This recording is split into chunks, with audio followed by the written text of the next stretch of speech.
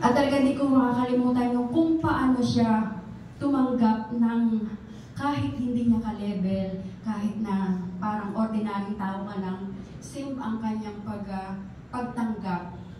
Kaya doon pa lang, nabibless ako kasi isang mabuting huwaran talaga si Sister Margot. At kapag kami ay nag-meeting, nandun talaga yung para bang gusto-gusto niya laging sumayaw. Yung bang siya pa yung nag-aalok na sayo tayo, kailangan magkaroon tayo ng presentation sa isang may birthday na aming dating head. Then kapag Christmas party, gusto niya sasayaw. Gusto niya lagi yung kasiyahan. Yung gusto niyang ibahagi sa aming mga karamihan na hindi kasi madali ang maglingkod sa Panginoon. Pero makikita mo sa kanya na enjoy lang tayo.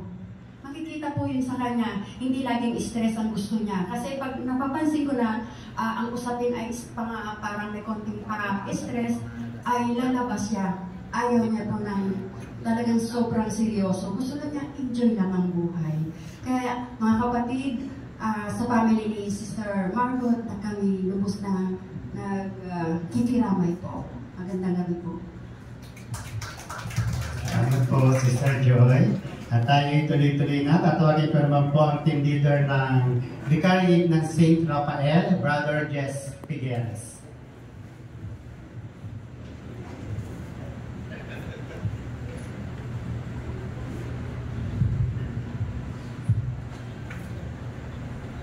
Pinagpalang gabi po sa inyo pong lahat, mga kapatid namin sa pananampalataya kay Kristo. At kaakibat po ng Vicary 13, San Rafael Tagaytay, Mendez, at saka Amadeo. Kami pong lahat po, bagamat hindi po kami lahat na manggagaway narito, ay nakikiramay po kami sa pamilya po ni Sister Margot. Alam niyo po, kami po kasi ng mga Ilocano, may mga istorya ng mga merong isang kwento na yung dalawang Ilocano magkumpare ay nagkaroon sila ng katuwaan. Kumbaga, nagkaroon sila ng konting kasiyahan. Umabot sila sa punto na sila nakatulog. At nung nakatulog sila, nung nakatulog na sila, na nag-iinip sila, na humaharap sila doon kay San Pedro. Pagdating nila doon, sabi nila, San Pedro, saan ba kami pupwesto? Sabi niya, kasi namatay na kami. Ganun din, parang second demotion lang yung isa. Sabi ni San Pedro, okay, sabi niya, gumising nga kayo dyan na mga natutulog lang kayo. Sabi niya, bumalik kayo doon, hindi pa kayo para dito. So, bumalik sila, pag nagising sila, sabi nila ganun pala ang langit. Sabi nila ganun. Bakit hindi tayo tinanggap? Sabi niya ganun. So, kayo parang malapit na tayong mamatay. Bakit, sabi niya, hindi tayo tinanggap doon? Parang may kulang, sabi niya. So, nang ginawa nila, nagpunta sila doon sa manghuhula para alamin kung sila ba talaga ay may nakatakdaan ng kamatayan. Sabi nung manghuhula sa kanila, ikaw, sabi niya, Pedro, sabi niya, ikaw malapit ka nang mamatay.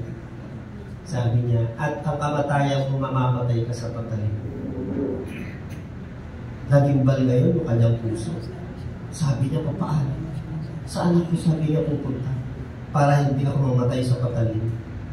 Sabi naman nung isa, ikaw naman Juan, sabi niya, malapit ka nang mamatay at ikaw ay mamamatay, sabi niya, sa nag-aapoy na bato. Niisip niya, malayo naman ako sa bulkan para ako ay mamatay na nag-aapoy na bato. Sabi niya, ang ginawa niya ni Pedro, ang ginawa niya para hindi mamatay sa patalim, nagpunta siya po doon sa disyerto. Napakalayong disyerto, dito wala ng patalim. Sigurado dito, hindi ako mamamatay. Sabi niya gano'n. Isang araw, may lumilipad na agila, may daladalang balaraw. At nabitawan ng agila yung balaraw na dinamaan po siya sa likod at doon po siya namatay. Sabi ng mga sabi niya, tiyak pala talaga ang kamatayan ay darating.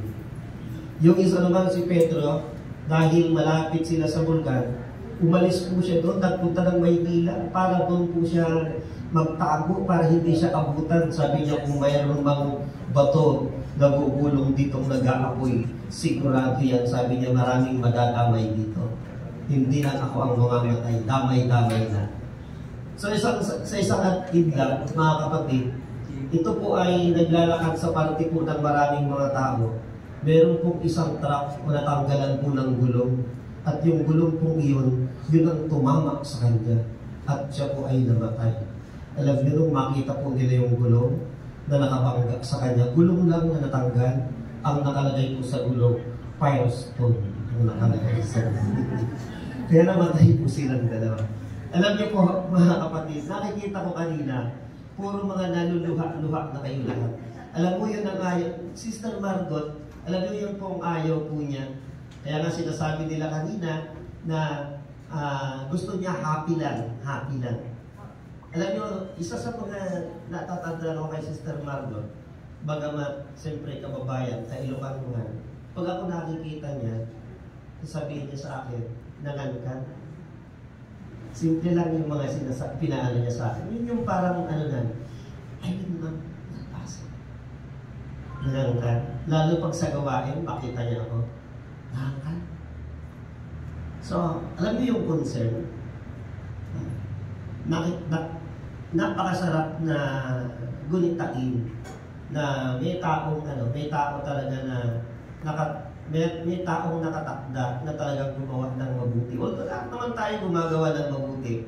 Pero siguro, yun yung pinaka-espesyal sa buhay niya. Bekani ng St. Rafael.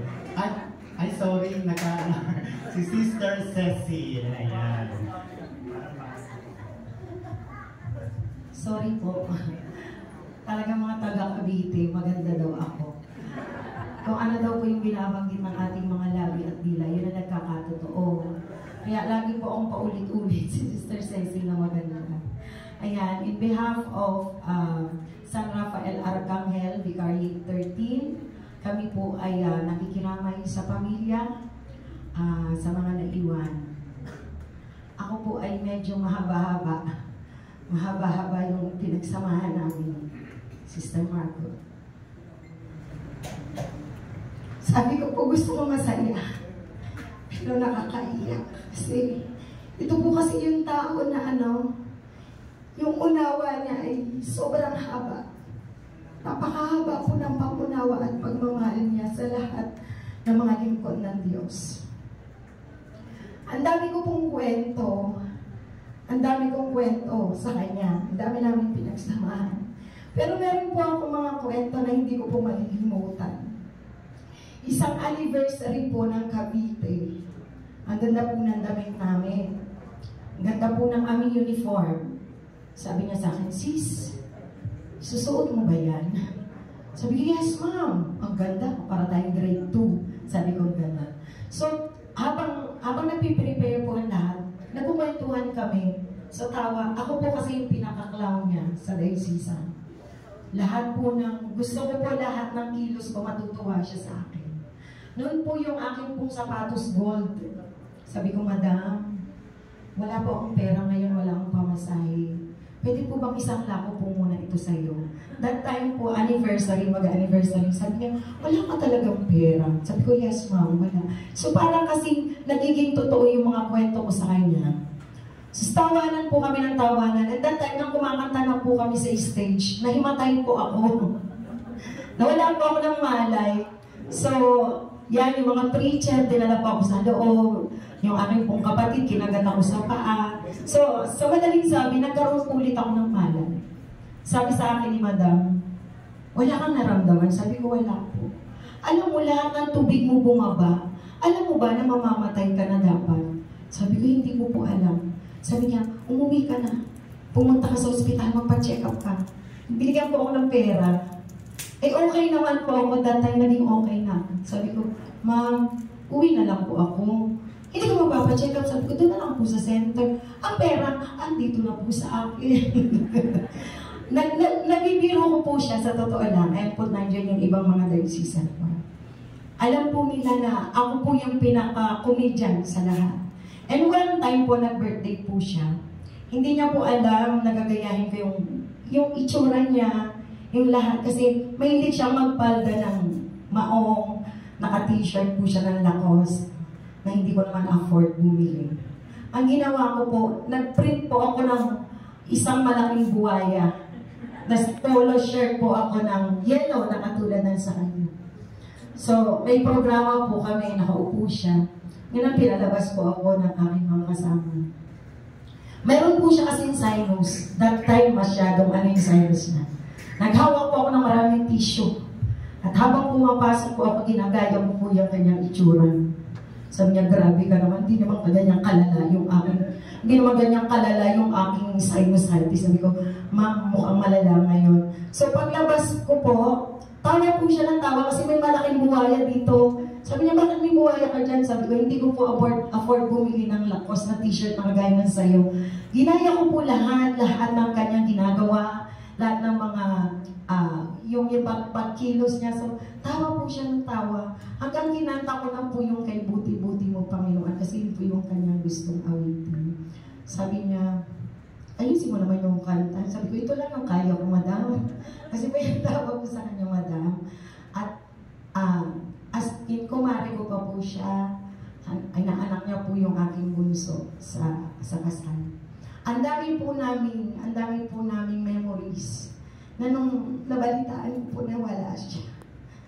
Sabi ko, hindi ko na may pamamala sa kanya yung mga kakengkuyan ko, yung pagpapatawa ko sa kanya. At saka po pag may makikita po kayong bulaklak sa bahay, ako po yung tagabili niya ng Malaysian maps sa Tagaytay. Pag sinabi niya na, sis, ibili mo akong bulaklak kasi wala nang bulaklak yung altar ko. Tumatakbo po ako papunta sa bahay. Dinadalan ko po siya ng bulaklak. Ako lamang po yung utusan niya. Sis, gusto ko ng halaman, dalahan mo ako. Kaya po, kung pupunta ako sa inyo at makikita ko po yung mga halaman ninyo ng mga pinkies doon, ako po yung nagdala doon ng halaman. Sa dami po ng memories, ang hirap pong kalimutan, nandito lang. At si Madam po talaga sa totoo lang, minsan lumapit po ako sa kanya. Dahil na-open po ako sa kanya, sabi po niya, sabihin mo sa kanila, iharap mo ako, sabihin mo sabi ko. Kaya sinabi ko po na ganun kalawak at ganun kahaba ang kanyang pangunawa sa mga mahal niya. Kasi mahal po tayo na ni Sister Margot. Si Sister Margot, ang tawag po sa amin yan ay Octoberian. Yung mga Octoberian, tahimik, pero matapang. Hindi muraw sa laban. No? Si Sister Margot, kahapon nandun ako sa Abuni, Bulacan at hanggang sa Paungbong. Isipin mo, pati pangalan ni Sister Margot napakatunog doon sa Bulacan. No? Nagkaroon po kami ng 3 minutes na prayer para sa kanya. Ako namatayan ako ng anak. No? Mahal na mahal ko yung anak ko namatay si Sigel. 1 week akong nagluksa. Alam mo, nung narinig yung tinig ng Panginoon, deep inside my heart, hindi naman namatay yung anak mo. Katawan lang niya ang namatay. Yung physical niya ang namatay, pero the spirit is alive. Hindi nyo alam, nandito na yung Sister Margot sa likod nyo. Paghanap kayo ng tao may third eye, nandito kayo niyan. Kasi ako nakita ko yung anak ko na nagdadrive ako yung crosswheel. Talagang yung dating gawa niya, di ba pag pinindot yun, naglalak lahat ng pinto. Pag inangat naman, nagbubukas yung pinto. Eh ako lang mag-isa. No? Nung lumingon ako mga kapatid, may nakita po akong parang shadow. Nasabi ko, anak, kasama ba kita? No?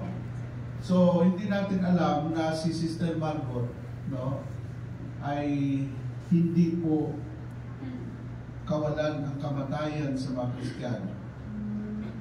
Hindi kabiguan ang kamatayan sa isang Kristiyano sapagkat hindi ka makapunta sa buhay na walang hanggan kung hindi ka mamatay. Si Brother dati bago mamatay, natutulog ako dito sa building, nagraradyo kami. Pre, diyan ka, dito ako. Huli na palang usap namin yun, ang sabi niya, ako rin din ako eh. Kasi pinapangaral ko yung John 11:25. Ang nananalig sa akin, kahit siya'y mamatay, muli ko siyang bubuhayin sa huling araw. No? At noon, kaya lang problema ko, tutulagan doon ako matutulog. Pag nagising ako, alas 2, alas 3, hindi na ako makatulog. Nakikita ko yung mukha ni Brother Dante doon, pre, diyan ka dito ako. Pero nakakatawa mga kapatid, no? Si Sister Margot, hindi talaga ako naghanda ng birthday ko. Simula noon, kasi ang pangako ko sa Panginoon, hanggat hindi ako naging senior, hindi ako maghahanda.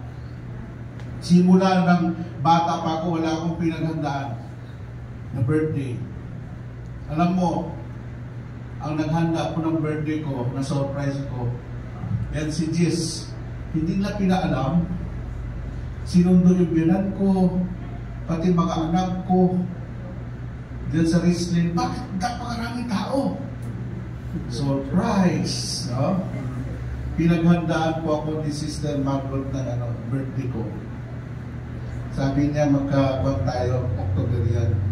At yan ang hindi ko makakalimutan sa kanya. No?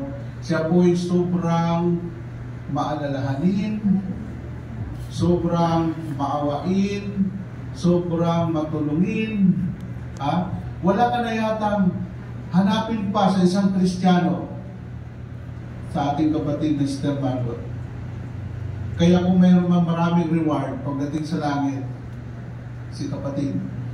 Kasi Daniel 12:3, yaong umakay ng marami tungo sa kabutihan, ay magniningning na parang tala sa kalangitan magpakailanman.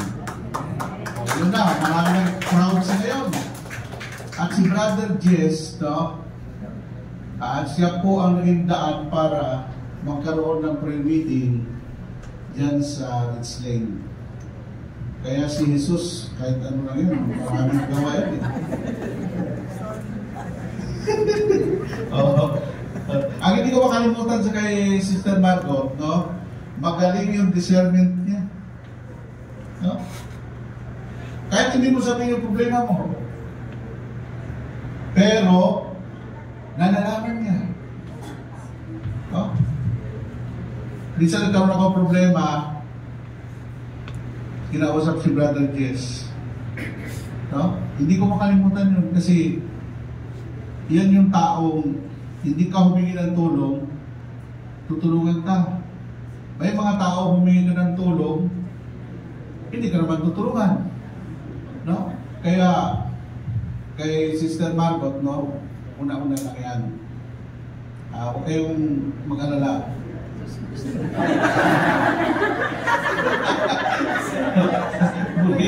At saka, sabi ko kay Cody, kanina, kay Cody, tumawag ako. Sabihin mo kay Brother Roy, ha, hindi kami makaalis ng opisina kasi busy kami.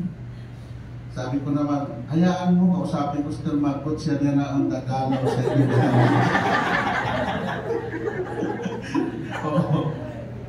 Yung buhay, alam mo, sa Inglaterra, ang lahat ng mga namamatay ay sinicelebrate.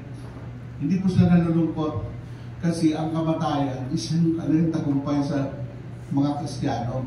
No? Tulad ginagawa natin, may prayer meeting, may misa, no? Ay kung mayroon pinakamasayang tao siguro sa mundong ito na lumisan, Sister Marco. Kasi marami nagmamahal sa kanya, hindi lamang dito sa bansang Pilipinas, hanggang sa lahat ng mga choir sa buong mundo nagluluksa ngayon sa paglisan ni Sister Marco sa mundo ito.